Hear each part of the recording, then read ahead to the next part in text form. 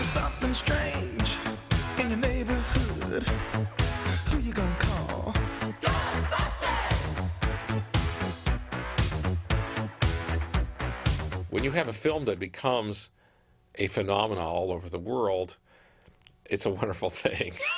It just makes you feel good that you could touch the culture in that way. It sort of gives one, you know, as a director, you get a certain confidence from that. One day I read an article on quantum physics and parapsychology, and I thought, wouldn't it be great to marry this concept in a fantasy that there could actually be equipment that would enable one to, you know, entrap a phantom spirit.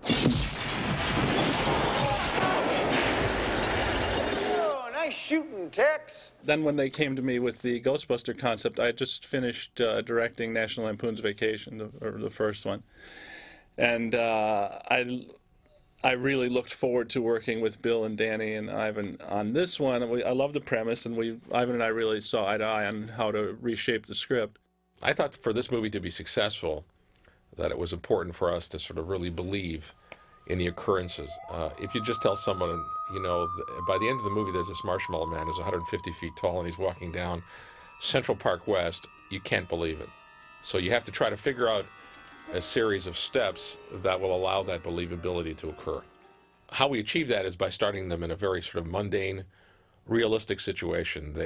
They work at a university, they're scientists, they're not doing particularly well, they get kicked out, and they decide to set up a business themselves. Personally, I like the university. They gave us money and facilities. We didn't have to produce anything. You've never been out of college. You don't know what it's like out there. I've worked in the private sector. They expect results. And it's dealing with all those things in the sort of first act of the movie that makes you sort of believe in the truth of it. I believe that everything happens for a reason. I believe that we were destined to get thrown out of this dump. For what purpose? To go into business for ourselves. It wasn't difficult striking a balance between the scary stuff and the comedy, because so much comedy comes out of tension and fear anyway.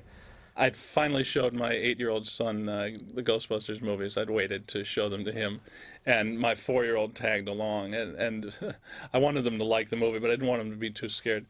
And they both really liked them both and saw them over and over. And at one point, my 4-year-old finished watching Ghostbusters 2 and turned to me and said, "Dad, you're a really good scientist." I thought that was the highest compliment of all. Yeah, he is a good scientist, a great writer. I collect spores, molds, and fungus. My kids have pretty well liked all my movies. I remember how excited they were when they saw it. There was something very special about the film, and it touched children in a very special way. Somebody blows their nose and you want to keep it? Come on. Oh. He slimed me. Both the children who you know, are of age to watch movies have seen both movies. Yeah, and they love Slimer, obviously. They've asked me, you know, do I believe in ghosts and are ghosts real? And I can't lie to them, and I have to tell them that I do believe, and I do believe they're real. I guess what's funny is their wide-eyed response. They're expecting me to say, well, no, it's just a movie, but I'm not going to say that to them because I respect their intelligence and their perception as little beings, and you know, this is a part of our culture and and the physics of our planet is that people do really leave bioelectric residues behind when they go. I guess it was kind of funny to see the kids' reactions when I actually sat them down and talked to them about it. And now they're fascinated by it as little researchers, and they love to hear ghost stories, and they will be equipped for some of the revelations that we're about to see in the new millennium. What he means is Old Testament, Mr. Yes. Mayor. Real wrath of God type stuff. Exactly. Fire and brimstone coming down from the skies. Rivers and seas boiling. 40 years of darkness, earthquakes, volcanoes. The dogs and cats living together, mass hysteria. You know, even if they're not real, take the premise that they're not real. Well, they're very real in our culture, in our folklore. Heck, my grandma used to spin yarns about a spectral locomotive that would rocket past the farm where she grew up. They're as real as fairies were 100 years ago. You know, today aliens have replaced fairies, and you see them on bumper stickers and in shops, and you see the alien head, and we know about abductions, and everyone knows about Roswell, and whether it happened or not, or whether this is going on or not, it is part of our folklore, and I find that interesting from a sociological standpoint. You know what it could be? Past life experience intruding on present time. Could be erased memories stored in the collective unconscious. I wouldn't rule out clairvoyance or telepathic contact either. I'm sorry. I don't believe in any of those things. Well, that's all right. I don't either. And all of Murray's exchanges with Sigourney were great, because he was playing that kind of coy romantic thing while also being naughty and, you know, as only Bill can do, you know. We never talk anymore. Hey, Daisy. I make it a rule never to get involved with possessed people. Actually, it's more of a guideline than a rule. You know, I can... I want you inside me. Go ahead. No, I can't. Sounds like you got at least 2 people in there already. Might be a little crowded. When Billy and I, we sort of kind of had a little conversation in which we, I guess, acknowledged to ourselves how good the work was feeling. We are on the threshold of establishing the indispensable defense science of the next decade. Professional paranormal investigations and eliminations. The franchise rights alone will make us rich beyond our wildest dreams. You know, I'm often asked, when did you know that this movie was going to be as successful as it turned out to be? I guess we had maybe a little bit of a feeling halfway through that we might be making something special. Danny and I, as we were getting into this, we thought, this is going to be huge. This cannot fail. I think it was the first day of filming, one of the montage shots, which was the 4 guys in full dress, backpacks, running around with traps in their hands. I had been sort of setting up the shot, and here they came as a group together. It was the first time I saw them all dressed up in a real location with the stuff. And I had this extraordinary shiver down my back. It was an image I had never seen before, and it was an image that just seemed to be right. It seemed so funny on the page, and we just knew how the casting would work out. We trusted each other so implicitly because of our mutual training at Second City. There was a great comfort in working with these guys because there was a shorthand involved in. But more than that, there was the comfort that you didn't have to watch your back. Working with Ivan as a director and having confidence in him, it allowed me to focus on my work as an actor, but also on my work as a writer, like just doing fixes every day on the set, or participating in the improvised material, or helping the other actors improvise stuff. There's something very strange about that man. Listen, I'm usually very psychic, and I have a terrible feeling that something awful's gonna happen to you. I'm afraid you're gonna die.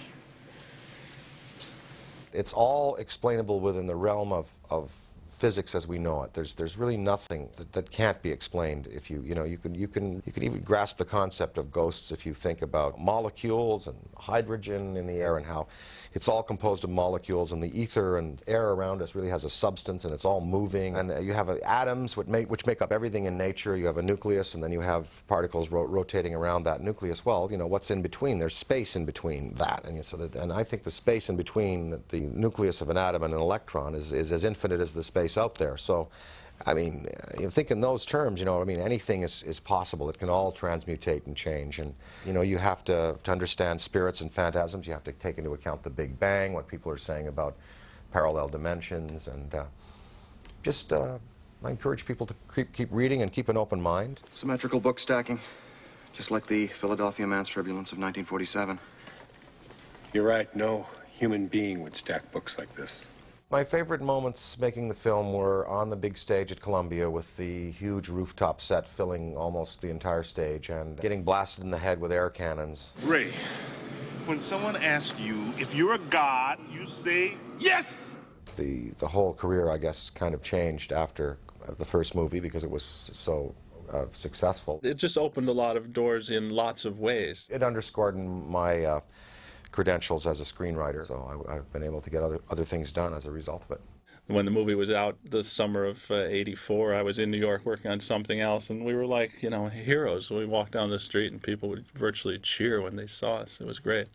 Why Ghostbusters was special, I think, in my life was that it was kind of a culminating moment of work with a group of people that I'd worked with before, and we had learned to work together in a really unique and special way.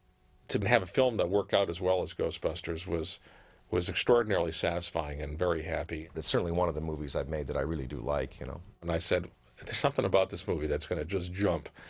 And it did. I love this town!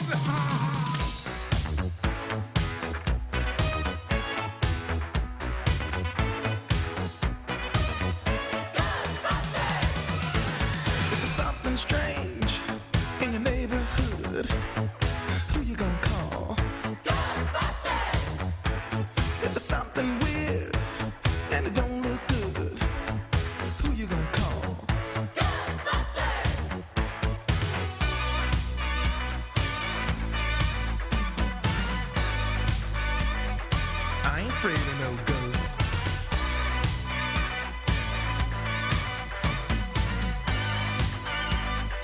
I ain't afraid of no ghosts.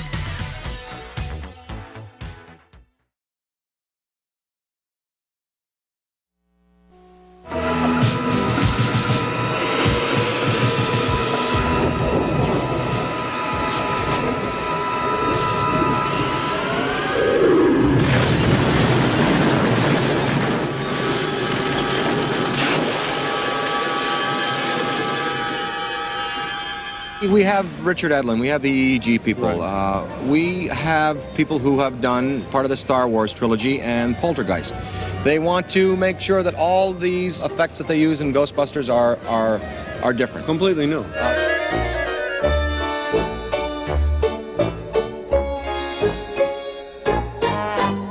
I'm Richard Edlund. I'm not exactly what I did on the film. I did a lot of things. I mean, it was, I guess, supervisor, and it was an opportunity that came by way of a phone call from Ivan Reitman when I was having an operation on my back. John Bruno was the visual effects art director on Ghostbusters. Once we had finished Poltergeist, I went on to do a film called Corsican Brothers with Cheech and Chong, and I was in Europe when I got a call from Richard and said, "Do you want to work on this movie?" Terry Wendell, and I was one of the animation supervisors on the show. Yeah, I knew John from the past. He hired me on Heavy Metal, which was an animated feature to do layout and design work. And I was living in Canada along with Anique, my wife, who I met during the show, and visited John at ILM, and that's how we hooked up to do on Poltergeist. A bunch of us that are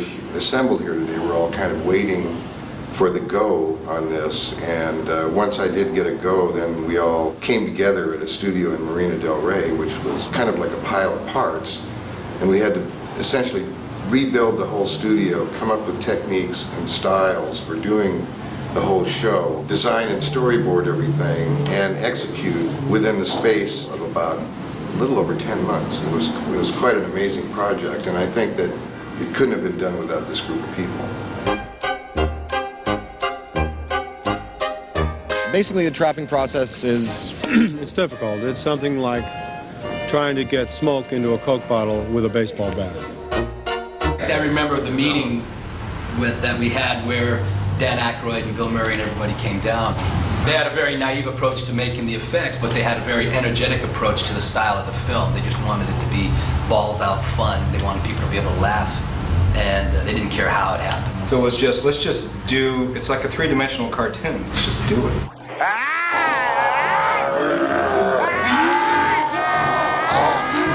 Normally, we came out of this sort of razor edge, laser light, Star Wars look, all bottom-lit animation. And this was all about throwing all that stuff away and just kind of coming up with something from our guts. He slimed me.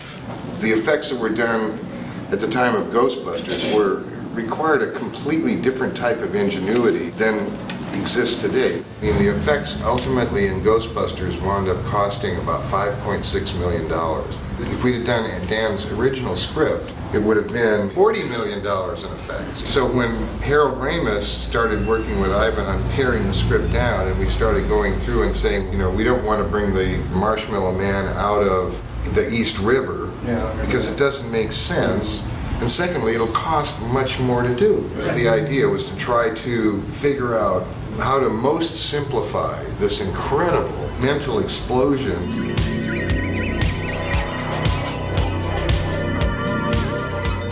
One of the signatures of the movie is the Neutrono-One animation, which is the idea of rubberizing light and coming up with a comedic-looking animation once these guys with these berserk Neutrono-Wands were let loose with them. One of the descriptions was this Neutrono-Wand was basically someone holding a thermonuclear accelerator on their back, and what would happen if they turned it on. The pack is a positron collider, and the wand or the stick is a neutrona thrower. It'd be like 1,000 times more powerful than one man holding a fire hose, and actually took explosions that were filmed on the stage and then rephotographed them with a technique that these guys developed called pin blocking, so he could miniaturize these little explosions. So like the tip of the gun was actually had pyrotechnic explosions and flares and things laced in there with about 5 levels of classical animation that was also manipulated on the optical printer by Mark Vargo. So all this stuff put together just came out into this kind of wild thing. The first effect that we really see in the movie when they see the librarian in the library and she tells him to shut up. And her book, I remember, because she was kind of soft and was diffused, but her book had to be sharp, which Anique's people fixed, so the book was rotoscoped, so it was separately treated. I really enjoyed working with Richard and everybody else. I worked before with them on Return of the Jedi at ILM. And it was a great experience, and they kind of accepted me and respected me a lot. Anique also really took the bull by the horns, and if somebody wasn't producing, she'd let him know. And it was very effective, I think, you know. Very much so. Don't you guys all agree? Yes. We did get whipped every now and then. So I would end up, you know, projecting the image down, and on a cell I would use like a pidograph number 000, 50, whatever, how small it would be, and outline frame by frame each characters, and we would paint them black and shoot them bottom light. That probably took like 3 weeks to do, like 1 second, 2 seconds. All in all, from what was projected and what was done, the amount of work increase on her department was, you know, tenfold from what was projected. And I remember constantly surprising her with, oh, here's another shot. My shelf kept, you know, the film kept growing and growing on the shelf. Yeah, he's trying to find ways to sneak up and leave the print without... Is she at lunch? Yeah.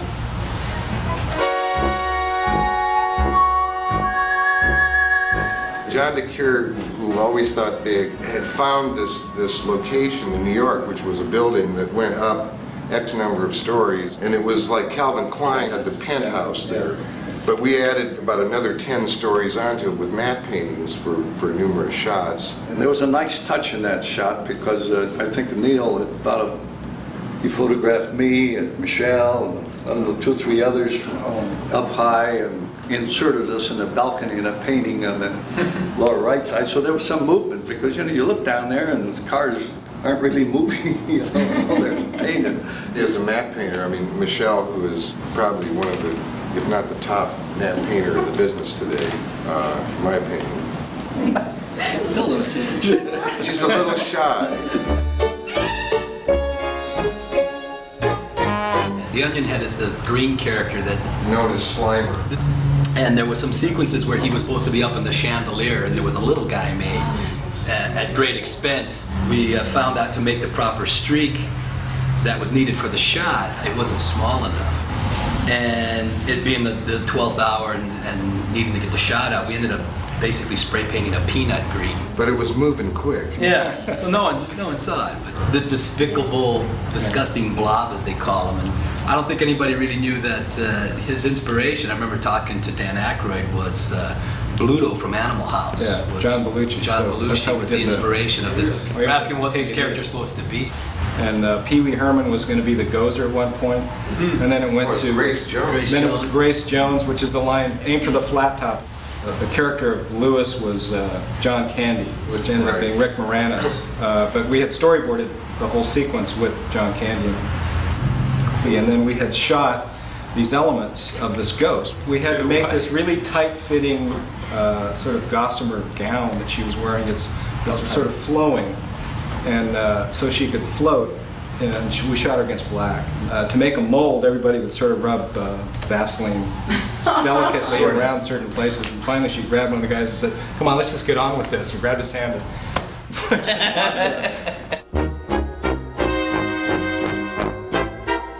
The first glimpse the audience gets of him is this little, what the hell is that, you know? I mean, you're looking between the buildings, and so you've kind of seen, but you don't know what you've seen.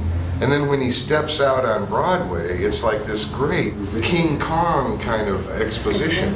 I remember that forced perspective set we made of Central Park.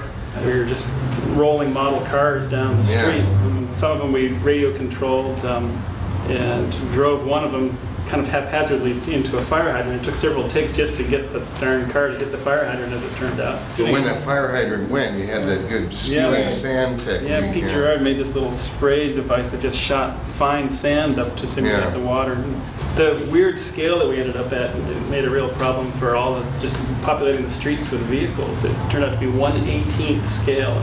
You don't find any accurate model kits in that scale, so I scoured Toys R Us and found this police car that looked like a New York police car, was the right vintage and the right size, as it turned out. So I called all the Toys R Us stores in Southern California and bought all they had.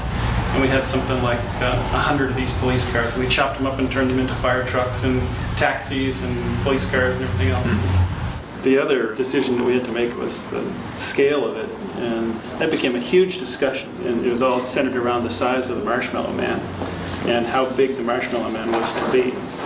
He's 112.5 feet tall. I don't know why. Between camera speeds, lighting, and his performance, he gave the character the volume. He actually made him 90 feet or 112.5 feet tall. And he was doing this double bounce walk like a cartoon character, and it looked really, really stupid. And I remember Ivan, we sent over this footage, and he just went, "Oh my God, how can this possibly be the end of my movie?" I remember he got really nervous, and we kept saying, "It's going to work, it's going to work." You haven't seen the finished suit. I mean, here we got him in this $25,000, $30,000 suit. We got 3 of them in the world. We set the guy on fire, he falls down. That's the universal signal of I'm in trouble, so we put him out. Well, there goes $20,000, and we got to try it again tomorrow night. We do it again, and he does it again. Then we hired Tony Caesar. And okay, all you got to do is step up on this box, slap the top of this church. Got it? Yeah, but I don't want to use the supplied air, right? Well, we argued for 10 minutes about the fact that he was going to have to be on supplied air because the foam on this thing was toxic. I won. All that marshmallow is basically shaving cream. And you had to mix it in 500-gallon batches. It weighed like 500 pounds, Yeah. so when it hit the actor, it actually... Oh yeah, the OSHA guy. He didn't know that was going to happen to him. They said, just stand here, look around. And they dumped all that shaving cream on him in the middle of the street. And he didn't even know it was kind of happening. He got really, really angry with everybody.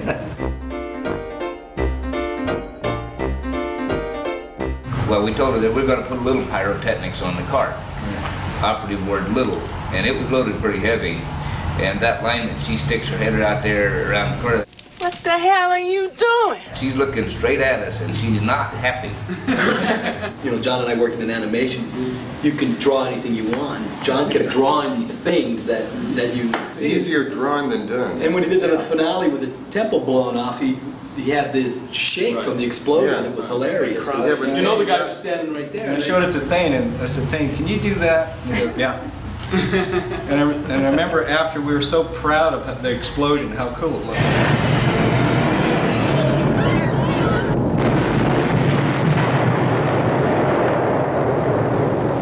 Mark came to me and said, "How strong do you want me to make this building?" I said, "Stronger than you can."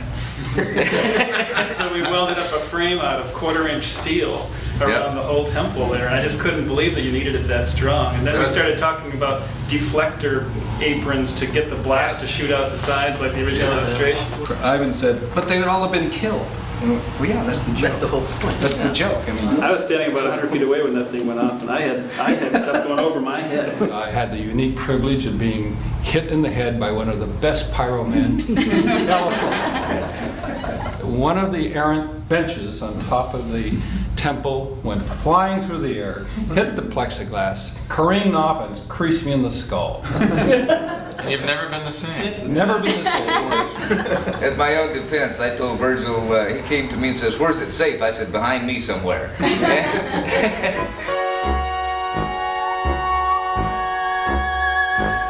We were totally serious about making it stupid. And that the stupidity had to be completely believable. That, I mean, they were funny, they were gags, but every matte line, every character and every piece of animation model, everything was done with a detail as if we were doing 2001: The Space Odyssey. But we never let go of the fact that the initial drive was it was supposed to be funny. Well, this is going to be incredibly stupid. We're never going to work again. Or it's really going to be fun. Like I said, I mean, we thought it was going to be a big hit, but it was a monster hit. And still my favorite comedy movie of all time. We got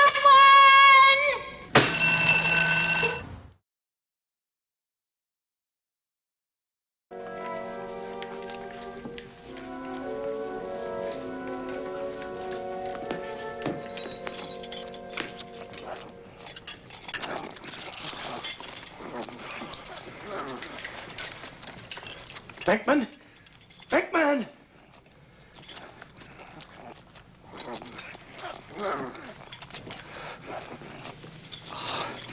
Disgusting blob.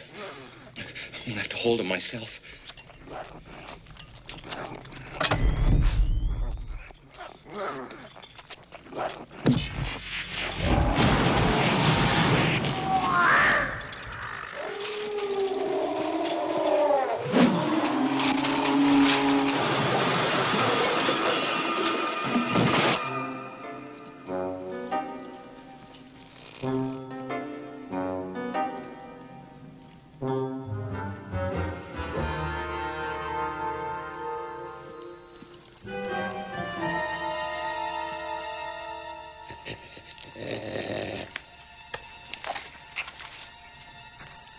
Come in, Ray. Beckman! I saw it! I saw it! I saw it! It's right here, Ray. It's looking at me. He's an ugly little spud, isn't he? I think he can hear you, Ray. Don't move. It won't hurt you.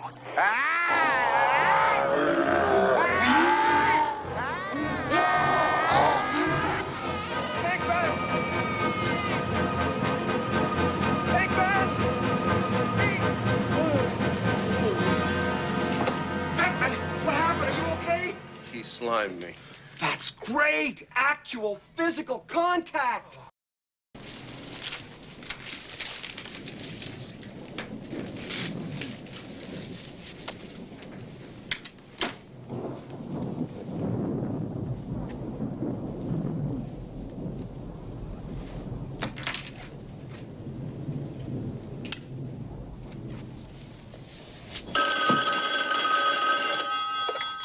Hello? Oh, hi, Mom. I've been busy. Well, no, everything is fine. Yeah, no, just that one time. Oh, I am. I will. I won't. Mom, I have to go. I have a date. Yes. No, no one you know. It's, well, he's a Ghostbuster. Those guys on TV. Yes, well, I'll have to let you know. Okay. Love to Dad. Right. Bye. Bye.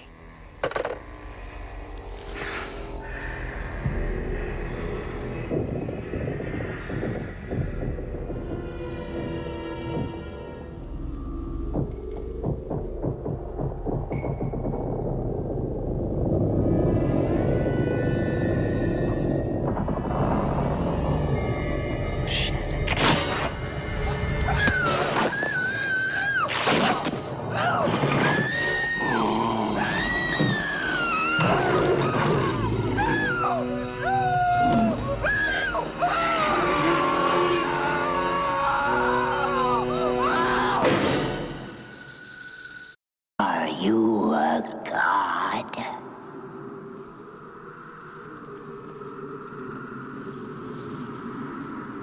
No. Then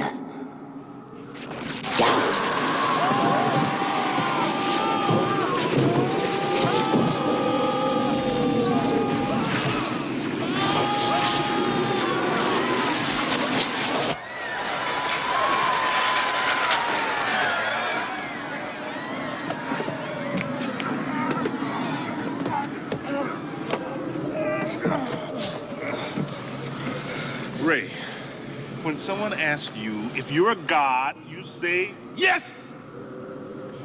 All right. This chick is toast!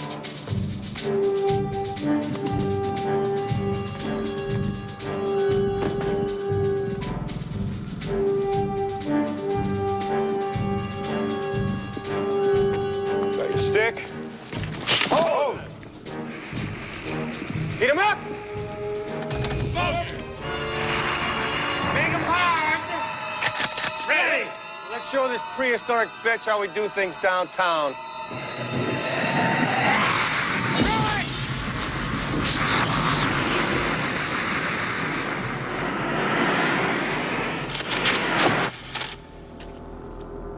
Nimble little minx, isn't she? We better go full stream. Aim for the flat top!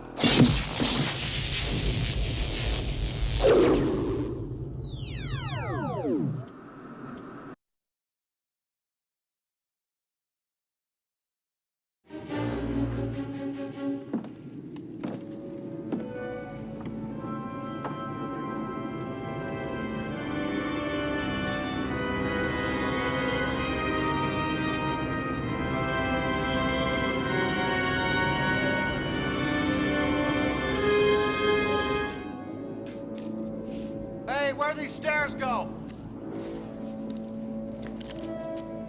They go up.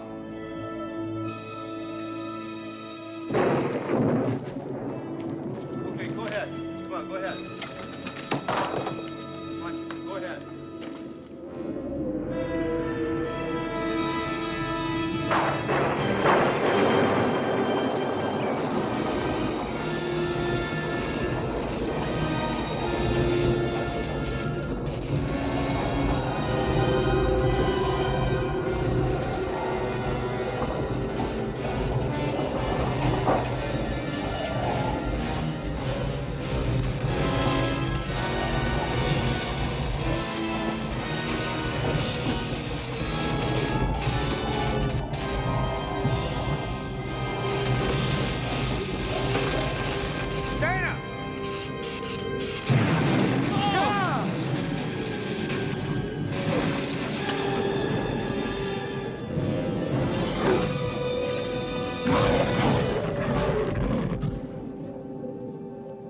Okay, so she's a dog.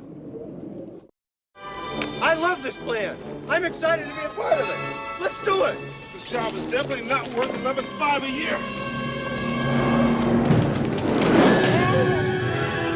Hurry! See you on the other side, Ray. Nice working with you, Dr. Venkman.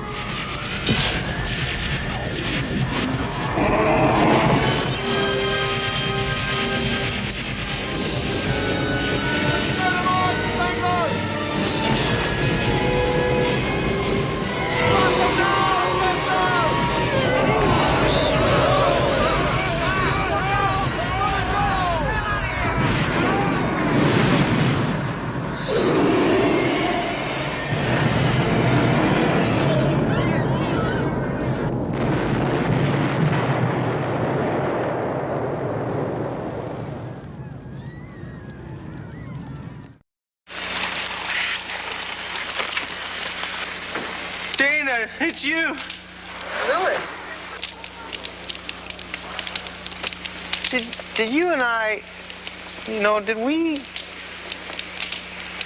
No, Louis. No.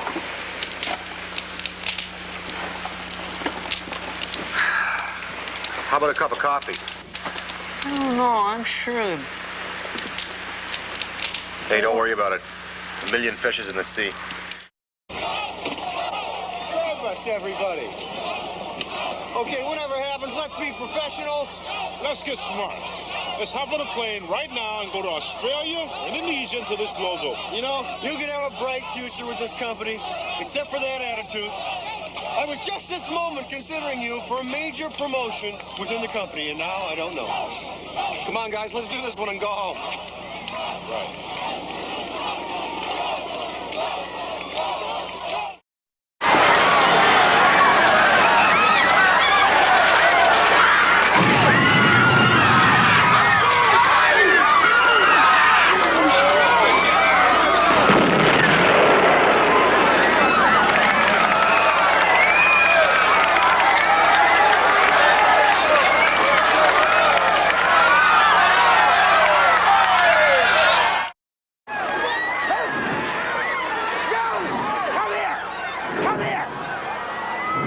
Ghostbusters up there! Yeah! Are they up there? You on the roof? Arrest them! You arrest them! I'm not gonna get out of here!